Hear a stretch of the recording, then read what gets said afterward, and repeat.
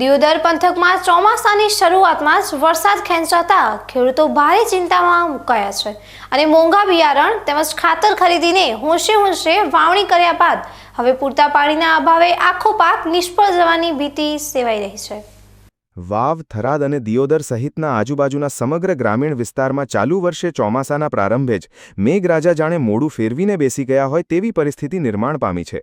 અહીંના સ્થાનિક જગતના તાતે આશાભર્યા ચોમાસાની આશાએ મોંઘા ભાવના બિયારણો અને ખાતરની વ્યવસ્થા કરીને પોતાના ખેતરોમાં વાવણીનું કાર્ય તો સમયસર પૂરું કરી દીધું હતું, પરંતુ વાવણી થઈ ગયા બાદ હવે લાંબા સમયથી વરસાદ ગાયબ થઈ જતા ખેડૂતોના જીવ અદ્ધર થઈ ગયા છે અને ઊભો પાક સુકાઈ જવાની પૂરેપૂરી દહેશત વર્તાઈ રહી છે। વરસાદના પૂરતા પાણી ન મળવાને કારણે ખેડૂતોએ વાવણી પાછળ લગાવેલી પોતાની તમામ મૂડી ધોવાઈ જવાની ચિંતા સતાવી રહી છે, જેના કારણે આ પંથકના ધરતીપુત્રો હવે લાચાર બનીને આકાશ તરફ મીટ માંડીને બેઠા છે કે ક્યારે મેઘરાજા મહેરબાન થાય। આજે બનાસકાંઠાની લોકપ્રિય બીકે ન્યૂઝ ચેનલની ટીમે દિયોદરના અંતરિયાળ ગ્રામીણ વિસ્તારોની રૂબરૂ મુલાકાત લીધી હતી અને ખેડૂતોની વાસ્તવિક સ્થિતિ જાણવાનો પ્રયાસ કર્યો હતો। આ મુલાકાત દરમિયાન ખેડૂતોએ પોતાની કાળજુ કંપાવનારી વેદના ઠાલવતા સ્પષ્ટ શબ્દોમાં જણાવ્યું હતું કે જો આગામી 8 થી 10 દિવસની અંદર આ વિસ્તારમાં સારો વરસાદ નહીં પડે તો ખેતરોમાં વાવેલો તમામ પાક સંપૂર્ણપણે બળીને ખાખ થઈ જશે। ખાસ કરીને આ પંથકમાં મોટા પાયે વાવેતર કરાયેલા મગફળી, કપાસ અને બાજરીના પાકને અત્યારે જીવદાન મેળવવા માટે તાત્કાલિક ધોરણે કુદરતી પાણીની ખૂબ જ સખત જરૂરિયાત ઊભી થઈ છે। વરસાદ ખેંચડો છે, સ્થિતિ બહુ ભયંકર સાહેબ છે, કારણ કે એવી સ્થિતિમાં હાલ છે ખેડૂત કુદરતના ઓથને છે જીવી રહ્યો છે। 25 જૂન હેડીને જો વરસાદ ન થતો હોય તો એક આ વિસ્તારની જનતાને એમ છે કે અમે શું કરશે એમ। ખેડૂતની સાથે મજૂર વર્ગ પણ ખેડૂત જ છે, એ ખેતરમાં ખેતી કરે એને પણ ખેતી અને મજૂર વર્ગ બંને ખેતી સાથે જોડાયેલો છે। ભારત દેશ એ 80% ખેતી પ્રધાન દેશ છે, ગુજરાત રાજ્ય પણ 80% ઉપર ખેતી પ્રધાન રાજ્ય છે અને વરસાદની બહુ પરિસ્થિતિ વાવથરાદ જિલ્લો એ છેવાડાનો સરહદને પાકિસ્તાનને અડીને આવેલો, બોર્ડરને રાજસ્થાનને અડીને આવેલો અને આ વિસ્તારમાં વરસાદની બહુ ભયંકર પરિસ્થિતિ છે। મોંઘવારી માજા અત્યારે મૂકી દીધી, જેના અમે ખેડૂત જોડે કોઈ સ્ત્રોત નથી। 25 જૂન એડી છતાં વરસાદ નહીં થતા ચોમાસું આ વર્ષે શું થશે આખું બંધાવવા માટે તો ભગવાનને કુદરતને પ્રાર્થના કરો કે તાત્કાલિક વરસાદ આવે, ના આવે તો આ લોકોનું થશે શું। દિયોદર પંથકના મોટાભાગના ખેડૂતોએ જૂન મહિનાના પહેલા અઠવાડિયામાં જ ઉત્સાહભરે પોતાના ખેતરો ખેડીને વાવણીનું કામકાજ આટોપી દીધું હતું, જેથી પાક સારો ઉતરે, પરંતુ વિધિની વક્રતા એ છે કે વાવણીના પ્રારંભિક ગાળા બાદ છેલ્લા 15 દિવસથી આ વિસ્તારમાં એક પણ વરસાદી ઝાપટું ન પડતા ખેતરોની હરીભરી જમીનોમાં હવે મોટી મોટી તિરાડો પડવા લાગી છે। વરસાદના અભાવે જમીનમાંથી અંકુરિત થયેલો કુમળો પાક હવે ધીમે ધીમે પીળો પડવા લાગ્યો છે અને કરમાઈ રહ્યો છે, જે દ્રશ્યો જોઈને કોઈ પણ ખેડૂતનું હૃદય દ્રવી ઉઠે તેમ છે।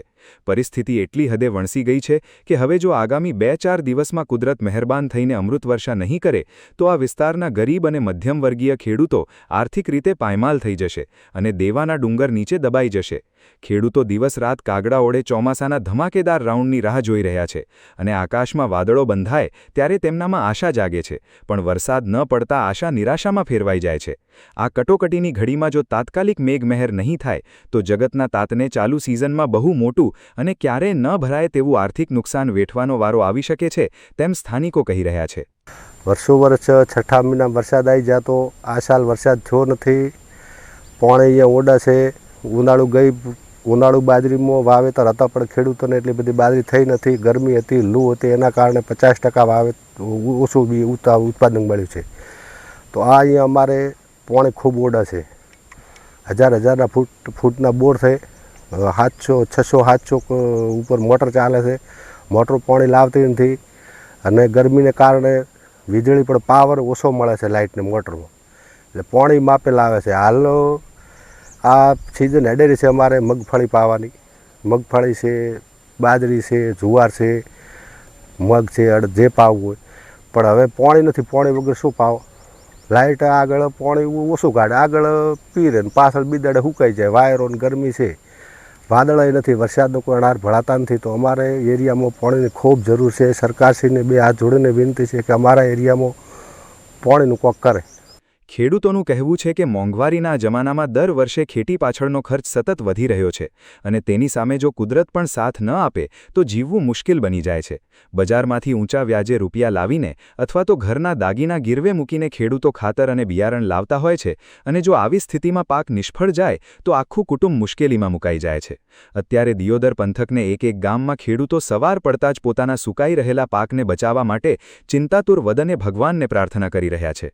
નહેરોના પાણી અથવા તો બોરવેલના પાણી પણ અમુક મર્યાદા સુધી જ કામ લાગે છે, પરંતુ કુદરતી પાણીનો કોઈ વિકલ્પ નથી તેવું ખેડૂત પુત્રોનું પણ માનવું છે. હવે બધો જ આધાર આવનારા દિવસોમાં થનારા વરસાદ પર જ ટકેલો છે.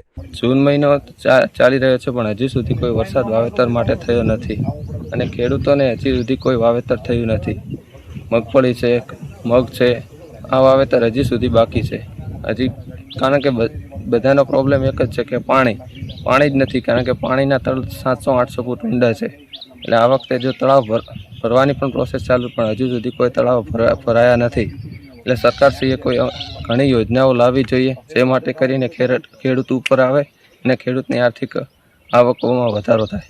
દિયોદર પંથકમાં વરસાદની લાંબી ખેંચના કારણે જગતનો તાત ભારે ચિંતાતુર અને લાચાર બન્યો છે. ત્યારે હવે જોવાનું એ છે કે કુદરત ક્યારે મહેરબાન થાય છે અને સુકાઈ રહેલી ધરતી અને ધરતીપુત્રોના ચહેરા પર ફરી ક્યારે ખુશીની લહેર લાવે છે. Gangaram Thakor, BK news channel, Deodar.